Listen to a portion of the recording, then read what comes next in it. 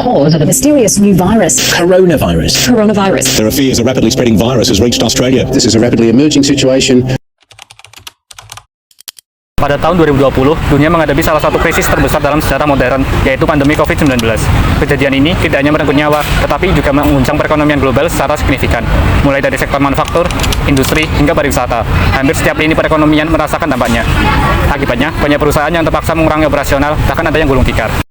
Para pelaku usaha kecil maupun besar merasakan dampak pandemi COVID-19.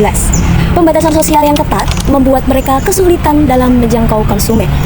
Dan pendapatan yang terjun bebas membuat mereka harus berjuang lebih keras untuk dapat bertahan hidup. Namun, di tengah krisis ini, kita bisa melihat bagaimana masyarakat beradaptasi dan berinovasi. Pemanfaatan teknologi digital meningkat pesat, dan banyak inisiatif sosial yang lahir untuk membantu mereka yang paling terdampak. Pandemi ini memang memberikan pembelajaran yang berharga. Namun, yang paling penting adalah bagaimana kita bersama-sama bangkit, beradaptasi, dan membangun kembali perekonomian yang lebih resilient dan berkelanjutan. Sekarang saatnya kita menganalisis lebih dalam tentang dampak pandemi terhadap perekonomian. Bagaimana sektor-sektor utama terdampak, dan langkah-langkah apa saja yang perlu diambil untuk membangun masa depan ekonomi yang lebih kuat. Video ini dibuat untuk memenuhi tugas kuliah teori ekonomi makro yang akan membahas tentang dampak pandemi COVID-19 bagi perekonomian di negara maju dan berkembang, serta upaya mereka untuk pulih dari pandemi. Pembahasan akan disampaikan secara ringkas oleh kelompok kami dan akan dibagi menjadi beberapa sesi. Kami harap kalian bisa menyaksikan video ini sampai akhir, bisa mendapatkan manfaat dari video ini, dan selamat menyaksikan. Dampak pandemi COVID-19 bagi negara Inggris. Pada tahun 2019, dunia dikejutkan oleh pandemi COVID-19 yang membawa dampak besar pada berbagai sektor, termasuk perekonomian Inggris. Sebelum pandemi, PDB Inggris cenderung stabil dengan pertumbuhan rata-rata 0,4% setiap kuartal. Namun, pada awal tahun 2020, COVID-19 mengguncang perekonomian Inggris, menyebabkan penurunan PDB sebesar 2,7% pada kuartal pertama dan penurunan lebih besar lagi sebesar 20,3% pada kuartal kedua. Akibatnya, kebijakan pembatasan yang diterapkan pemerintah Inggris. Pada kuartal ketiga dan keempat, ekonomi Inggris mulai pulih, dengan PDB meningkat sebesar 16,8% dan 1,4% yang didorong oleh kebijakan pemerintah, pemulihan sektor yang terdampak, dan meningkatnya konsumsi masyarakat setelah pembukaan ekonomi. Namun, pada kuartal pertama 2021, PDB kembali turun 1% karena dampak pandemi yang berkelanjutan, pembatasan sosial, dan proses vaksinasi yang masih berlangsung. Mulai kuartal kedua hingga kuartal keempat pada tahun 2021, perekonomian Inggris menunjukkan pemulihan dengan kenaikan PDB sebesar 7,3%, 1,7%, dan 1,5%. Berkat pembukaan kembali ekonomi, kebijakan stimulus, permintaan yang tertunda, serta pemulihan sektor manufaktur dan konstruksi. Meskipun ada pemulihan yang signifikan, ekonomi Inggris belum sepenuhnya pulih pada akhir tahun 2020 dengan tantangan lebih lanjut dari pandemi yang masih berlangsung dan dampak Brexit. Dampak pandemi COVID-19 tidak hanya dirasakan oleh negara-negara berkembang, tetapi juga dirasakan oleh negara-negara maju, salah satunya adalah negara Singapura. Data pertumbuhan produk domestik bruto Singapura dari 2019 hingga 2021 menunjukkan dampak signifikan terhadap stabilitas ekonomi negara tersebut. Sebelum pandemi, pertumbuhan ekonomi Singapura relatif stabil dengan rata-rata peningkatan moderat antara 0,1 hingga 0,8% per kuartal. Kondisi tersebut mencerminkan perekonomian yang kuat dan terintegrasi dalam pasok global. Namun, pada awal 2020 menjadi titik balik ketika COVID-19 menyebar luas. Hal tersebut mengakibatkan kontraksi ekonomi sebesar minus 11,9% pada kuartal kedua 2020, dan pada tahun ini besaran PDB Singapura sebesar 61.491.000 US dollar yang menurun cukup banyak dibandingkan dengan tahun sebelumnya, yaitu 2019 sebesar 66.079.000 US dollar.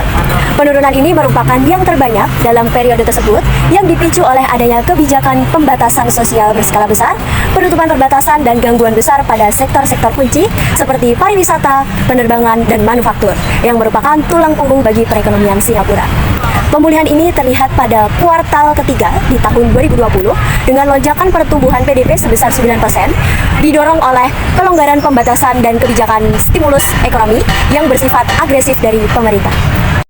Pandemi COVID-19 memberikan dampak yang begitu besar bagi bangsa Indonesia dalam berbagai aspek, baik sosial, budaya, politik, maupun ekonomi. Dalam perekonomian, Indonesia menggunakan indikator GDP atau Gross Domestic Bruto, di mana Gross Domestic Bruto yang dimiliki oleh Indonesia pada saat masa COVID-19 mengalami penurunan amat drastis. Seperti pada kuartal 4 pada tahun 2019, GDP Indonesia mengalami penurunan bahkan hingga minus 1,74, dan berlanjut pada kuartal 1 sampai dengan 2 pada tahun 2020, Indonesia mengalami penurunan yang drastis pada GDP hingga pada titik minus 4,19. Selama pandemi, seluruh sektor ekonomi Indonesia terpengaruh dengan penurunan aktivitas ekonomi akibat kebijakan lockdown dan penempatan pembatasan sosial. Banyak perusahaan yang melakukan PHK karena kerugian yang diakibatkan oleh berhentinya aktivitas ekonomi.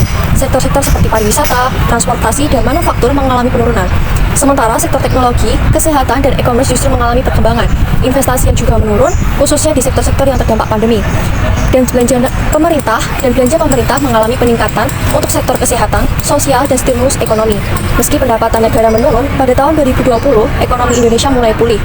Meskipun masih bergejolak akibat adaptasi dengan kebijakan new normal, sektor-sektor lama mulai bangkit. Sementara sektor baru seperti e-commerce dan digitalisasi mulai berkembang pesat. Pemulihan ini mencerminkan upaya Indonesia menyesuaikan diri dengan tantangan pandemi dan memperkuat sektor-sektor baru untuk masa depan. Berdasarkan data yang ada, pandemi COVID-19 memberikan dampak besar terhadap perekonomian Vietnam. Sebelum pandemi, perekonomian di Vietnam bisa tumbuh sekitar 7% per tahun. Namun pada tahun 2020, pertumbuhan ekonomi Vietnam melambat menjadi 2,80% per tahun. Hal ini dikarenakan adanya pembatasan yang diterapkan oleh pemerintah untuk mengurangi penyebaran virus COVID-19. Pada kuartal pertama tahun 2020, Vietnam mencatatkan pertumbuhan ekonomi 3,8%. Hal ini lebih rendah apabila dibandingkan dengan kuartal yang sama tahun 2019, yang mana saat itu perekonomian Vietnam bisa tumbuh 6,85%. Penurunan signifikan juga terjadi pada kuartal kedua tahun 2020, yang mana pertumbuhan ekonomi Vietnam hanya sebesar 0,39%.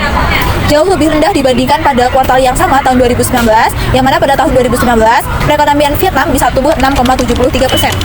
Namun pemulihan mulai terlihat pada kuartal ketiga tahun 2020 dengan pertumbuhan 0,% karena kebijakan stimulus dari pemerintah. Meskipun demikian, pada kuartal ketiga tahun 2021, perekonomian di Vietnam mengalami penurunan yang cukup signifikan. Hal ini karena pandemi yang terus berlanjut, pembatasan sosial yang lebih ketat oleh pemerintah karena ada COVID varian terbaru, kemudian ada tantangan vaksinasi. Semua sektor ekonomi terpengaruh akibat pandemi ini.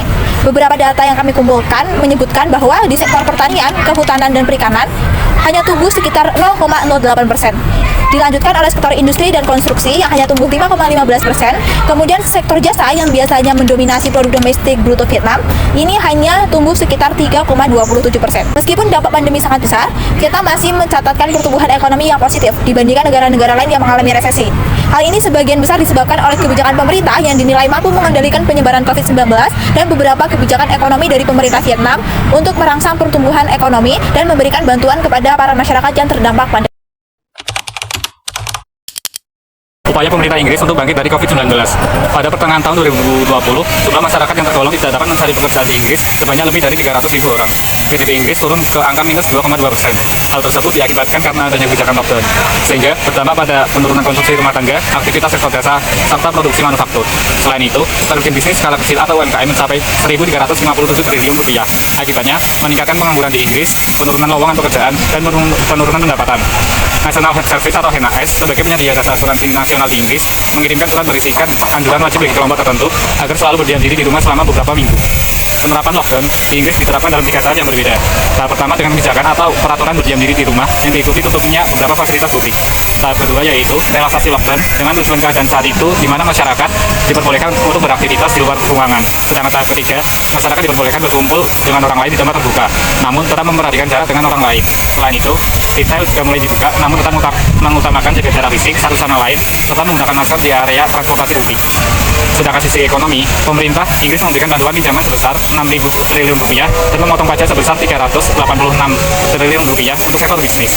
Untuk bantuan darurat COVID-19 yang lain berupa dukungan dana untuk pemerintah lokal dan kelompok rentan, menghapus pajak produsen APD, menanggung biaya operasional bisnis, pendapatan wirausaha dan bayaran akibat sakit, serta bantuan ongkos tunai dan tempat tinggal bagi masyarakat yang berpenghasilan rendah maupun tidak bekerja. Pada sektor ekonomi, respon pemerintah Inggris terbilang efektif mendukung mereka yang terancam diberhentikan, yang menganggur, serta bisnis-bisnis UMKM. Hal tersebut agar perekonomian di Inggris dapat terus bertahan. Namun, tantangan seperti inflasi, pertimbangan sektor, dan dampak jangka panjangnya perlu terus dikelola agar pemulihan bisa lebih berkelanjutan. Singapura adalah salah satu negara yang berhasil mengendalikan penyebaran COVID-19 melalui serangkaian kebijakan strategis. Hal ini tidak terlepas dari upaya pemerintah Singapura yang meluncurkan berbagai program bantuan dengan total anggaran hampir 20% dari PDB Singapura 2019. Kebijakan ini terbagi menjadi dua, yaitu kebijakan fiskal dan kebijakan moneter. Dari sisi kebijakan fiskal, pemerintah memberikan paket pertama yang diumumkan pada 18 Februari 2020 dengan mengalokasikan 4 miliar dolar Singapura untuk membantu pekerja dan dunia usaha. Paket kedua, senilai 48,4 miliar dolar, diluncurkan pada 26 Maret 2020 untuk mendukung rumah tangga, kemudian menjaga lapangan kerja, serta membantu keberlangsungan bisnis.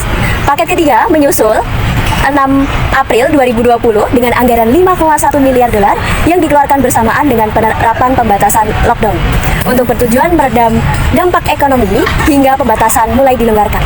Paket terakhir itu diluncurkan pada 26 Mei 2020 dengan anggaran sebesar 33 miliar dolar difokuskan kepada paket untuk UKM dan sektor usaha-usaha kecil lainnya. Di sisi lain, kebijakan moneter Singapura dalam menghadapi resesi ekonomi dialokasikan pada 3 poin. Poin pertama, pemerintah menurunkan tingkat apresiasi dolar menjadi 0% untuk menjaga stabilitas nilai tukar, terutama bagi mata uang yang mengalami tekanan. Kedua, pemerintah memprioritaskan kelancaran fungsi pasar pendanaan jangka pendek untuk memastikan bahwa ketersediaan likuiditas yang cukup terjaga. Ketiga, pemerintah bekerja sama dengan lembaga keuangan dalam memberikan dukungan kredit kepada individu dan UKM. Memasuki upaya pemerintah dalam pemulihan perekonomian Indonesia dilakukan dengan dua cara, yaitu dengan kebijakan fiskal maupun kebijakan moneter. Dalam kebijakan fiskal, pemerintah melakukan penetapan batas defisit anggaran negara di atas 3% dari PDB dalam upaya pemulihan COVID-19 sampai tahun 2022. Dan pada tahun 2023 kembali pada angka 3% sebagai angka tertinggi defisit anggaran. Dan yang kedua, penurunan pajak sebesar 2% kepada perusahaan. Yang ketiga, kemudahan pelaksanaan pajak dan pembebasan kepabeanan dan cukai terhadap barang impor yang terkait dengan 4 perkembangan industri dalam negeri. Yang kedua yaitu kebijakan moneter. Dalam kebijakan moneter ini, bank melakukan kebijakan yang pertama yaitu memperluas kerjasama antar bank sentral dengan lembaga internasional, penurunan suku bunga kredit sebagai bentuk stimulus bagi UMKM, meningkatkan pembiayaan perbankan kepada dunia usaha, akselerasi digitalisasi dalam sistem pembayaran sebagai bentuk percepatan perekonomian dan juga keuangan, akselerasi pendalaman pasar falas terhadap rupiah dalam mendukung stabilisasi nilai tukar rupiah. Nah, seperti itu upaya-upaya moneter maupun fiskal dalam rangka memudahkan dunia usaha dalam membangun. Nah, seperti itu upaya-upaya moneter maupun fiskal dalam rangka memudahkan dunia usaha dalam membangun perekonomian memberikan dampak positif terhadap pemulihan pertumbuhan ekonomi pasca COVID-19 di Indonesia.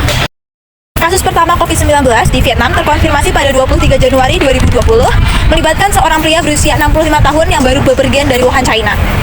Setelah kasus pertama ini diumumkan, pemerintah Vietnam segera menanggapi dengan kebijakan tegas, salah satunya dengan membatalkan semua penerbangan dari Wuhan, China untuk mencegah penyebaran lebih lanjut. Pemerintah Vietnam juga mendeklarasikan status bencana pandemi nasional untuk mengkoordinasikan langkah-langkah penanggulangan di seluruh negeri. Untuk meminimalisir dampak pandemi, pemerintah Vietnam memperkenalkan serangkaian kebijakan ekonomi. Beberapa langkah yang diambil oleh pemerintah Vietnam diantaranya, yang pertama itu ada pemulihan ekonomi dengan mengeluarkan peraturan untuk menghilangkan hambatan produksi dan bisnis. Pemerintah Vietnam memberikan pemotongan pajak, menunda pembayaran bunga pinjaman dan bagi perusahaan yang terdampak, dan mendorong negosiasi antara pelaku bisnis untuk strategi pemulihan ekonomi pasca COVID-19. Di sektor pariwisata, pemerintah Vietnam mendukung sektor pariwisata yang terdampak dengan menghapuskan pajak pertambahan nilai untuk perusahaan travel dan pariwisata pada kuartal pertama hingga ketiga tahun 2020. Selain itu, pemerintah juga menurunkan tarif akomodasi dan tiket wisata serta memberikan pembebasan atau pengurangan biaya visa bagi wisatawan asing. Di sektor pertanian, pemerintah mendorong produksi untuk ekspor serta melakukan restrukturasi sektor pertanian agar lebih adaptif terhadap perubahan iklim. Sertifikasi produk juga diperkenalkan untuk meningkatkan daya saing hasil pertanian Vietnam di pasar internasional. Kemudian untuk perdagangan, pemerintah Vietnam juga gencar untuk memperkuat perjanjian perdagangan internasional guna meningkatkan ekspor produk dalam negeri. Meskipun perekonomian di Vietnam mengalami penurunan pada tahun 2020 dan 2021, kebijakan yang diambil oleh pemerintah Vietnam ini terbukti efektif dalam mempercepat pemulihan ekonomi.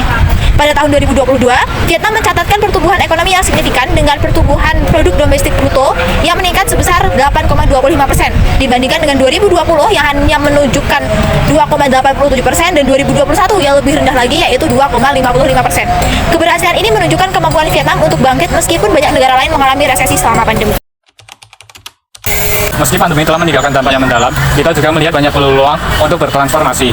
Ini saatnya bagi kita untuk bergerak maju, memanfaatkan pelajaran yang telah kita petik, dan membangun perekonomian yang lebih inklusif, resilient, dan berkelanjutan. Pemulihan ekonomi memang bukan proses yang mudah, tetapi dengan kerjasama dan adaptasi yang tepat, kita bisa melalui masa sulit ini dan menciptakan fondasi yang lebih kuat untuk masa depan. Bagi kita yang terpenting adalah terus berinovasi dan menjaga semangat untuk bangkit. Perekonomian akan pulih, tetapi kita terus harus bersama-sama memainkan peran kita dalam memastikan setiap lapisan masyarakat bisa merasakan manfaatnya. Di tengah tantangan ini, solidaritas dan kepedulian antar sesama adalah kunci. Karena hanya dengan bersama, kita dapat membangun kembali perekonomian yang lebih adil dan merata bagi semua. Terima kasih telah menonton video ini. Sampai jumpa di video-video selanjutnya. Bye-bye.